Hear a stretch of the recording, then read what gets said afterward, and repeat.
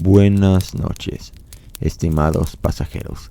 Bienvenidos a la estación Historias de Fogata de Medianoche. Les habla Rogelio Donet para avisarles que su próximo tren está a punto de partir en un momento más y ustedes serán las primeras personas en abordar este nuevo tren.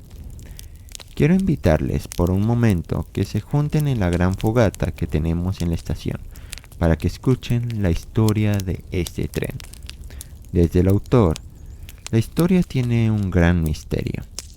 La historia fue publicada en 1888 en una revista francesa firmado por Julio Verne, pero los expertos literarios indican que la historia pudo ser escrita por Michael Verne, su hijo, el cual escribió las historias de su padre e incluso publicó las suyas usando el nombre de su padre. En esta historia de ciencia ficción exploraremos el ingenio humano para crear un tren que sorprende en todos los aspectos, tanto en velocidad como el destino que éste tiene y la ingeniería para lograrlo. ¿Qué destino se te ocurre que tendrá este magnífico tren? Así que, estimados pasajeros, espero que estén listos para abordar y disfrutar su viaje en tren a las tierras de la ciencia ficción y los límites de la imaginación humana en cuanto a ingeniería. Última llamada para abordar este tren llamado Un Expreso del Futuro.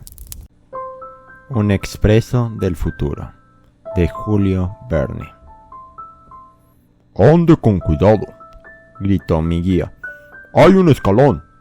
Descendiendo con seguridad por el escalón, de cuya existencia así se me informó, entré en una amplia habitación, iluminada por enceguecedores reflectores eléctricos, mientras el sonido de nuestros pasos era lo único que quebraba la soledad y el silencio del lugar.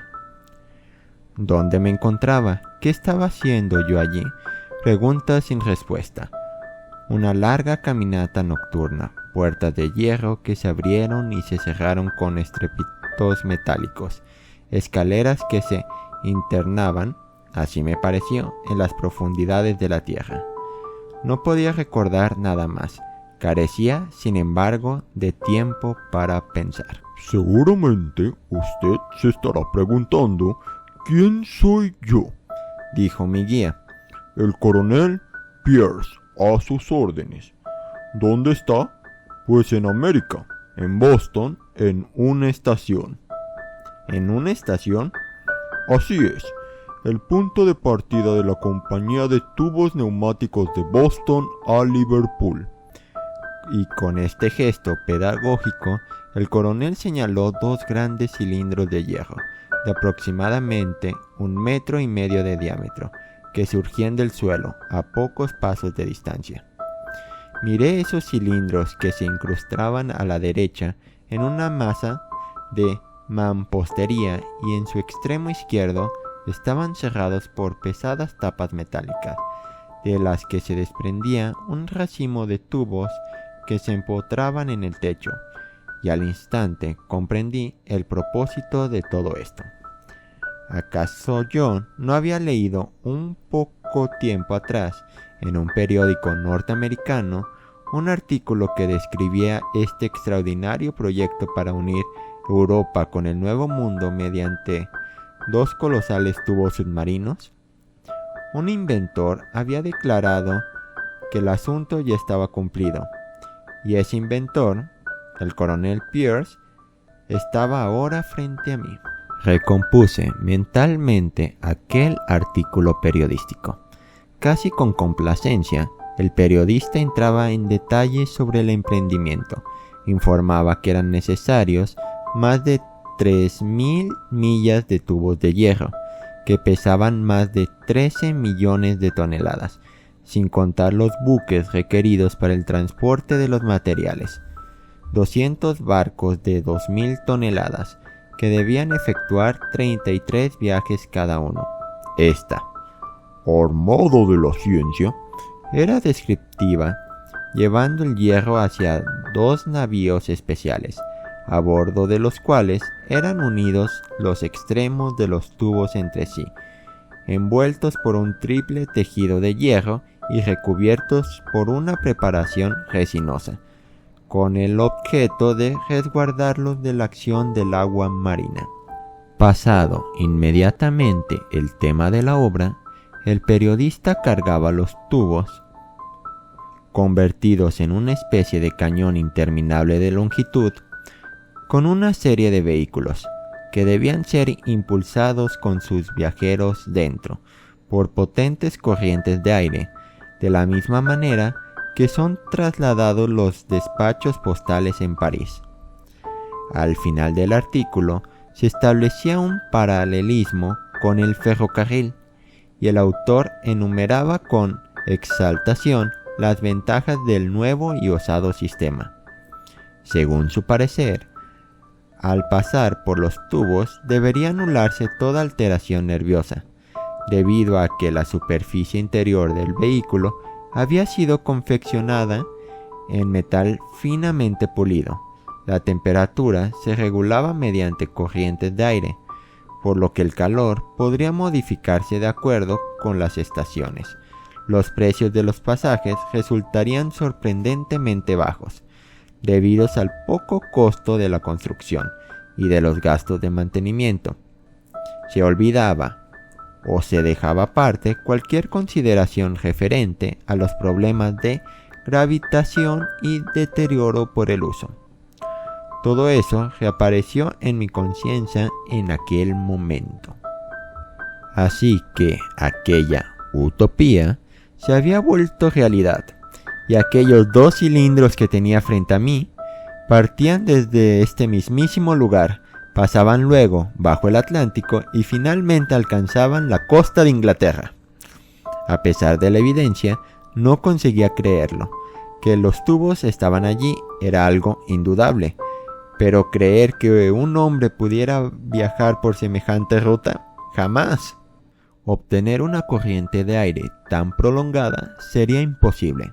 Expresé en voz alta aquella opinión. Al contrario, es absolutamente fácil, protestó el coronel Pierce. Todo lo que se necesita para obtenerla es una gran cantidad de turbinas impulsadas por vapor, semejantes a las que se utilizan en los altos hornos. Estas transportan el aire con una fuerza prácticamente ilimitada, propulsándolo a 1800 kilómetros horarios, casi la velocidad de una bala de cañón, de manera tal que nuestros vehículos con sus pasajeros efectúan el viaje entre Boston y Liverpool en 2 horas y 40 minutos. ¿1800 kilómetros por hora? Exclamé. Ni uno menos. ¿Y qué consecuencias tan maravillosas se desprenden de semejante promedio de velocidad? Como la hora de Liverpool está adelantada con respecto a la nuestra en 4 horas y 40 minutos, un viajero que salga de Boston a las 9 arribará a Liverpool a las 3:53 de la tarde. ¿No es este un viaje hecho a toda velocidad? Corriendo en un sentido inverso hacia estas latitudes, nuestros vehículos le ganan al Sol más de 900 kilómetros por hora, como si treparan por una cuerda movediza. Por ejemplo, partiendo de Liverpool al mediodía, el viajero arribará a esta estación a las 9:34 de la mañana, o sea, más temprano que cuando salió. ¡Ja, ja! No me parece que alguien pueda viajar más rápidamente que eso. Yo no sabía qué pensar. ¿Acaso estaba hablando con un maniático? ¿O debería creer todas esas teorías fantásticas a pesar de las objeciones que brotaban de mi mente? Muy bien, así debe ser, dije. Aceptaré que los viajeros puedan tomar esa ruta de locos y que usted pueda lograr esta velocidad increíble. Pero, una vez que la haya alcanzado, ¿cómo hará para frenarla? Cuando llegue a la parada todo volará en 1000 pedazos. No, de ninguna manera, objetó el coronel, encogiéndose de hombros. Entre nuestros tubos, uno para irse y otro para regresar a casa, alimentados consecuentemente por corrientes de direcciones contrarias, existe una comunicación en cada juntura. Un destello eléctrico nos advierte cuando un vehículo se acerca. Librando a su suerte, el tren seguirá su curso debido a la velocidad impresa, pero mediante el simple giro de una perilla podemos accionar la corriente opuesta del aire comprimido desde el tubo paralelo y de a poco reducir a nada el impacto final. Pero, ¿de qué sirven tantas explicaciones? ¿No será preferible una demostración? Y, sin aguardar mi respuesta, el coronel oprimió un reluciente botón plateado que salía del costado de uno de los tubos. Un panel se deslizó suavemente sobre sus estrías y a través de la abertura así generada alcancé a distinguir una hilera de asientos, en cada uno de los cuales cabían cómodamente 2 personas, lado a lado. ¡El vehículo!, exclamó el coronel. ¡Entre! Lo seguí sin oponer la menor resistencia, y el panel volvió a deslizarse detrás de nosotros, retomando su anterior posición. A la luz de una lámpara eléctrica que se proyectaba desde el techo, examiné minuciosamente el artefacto en el que me hallaba. Nada podía ser más sencillo. Un largo cilindro tapizado con prolijidad. De extremo a extremo se disponían 50 butacas en 25 hileras paralelas. Una válvula en cada extremo regulaba la presión atmosférica, de manera que entraba el aire respirable por un lado y por el otro se descargaba cualquier exceso que superara la presión normal.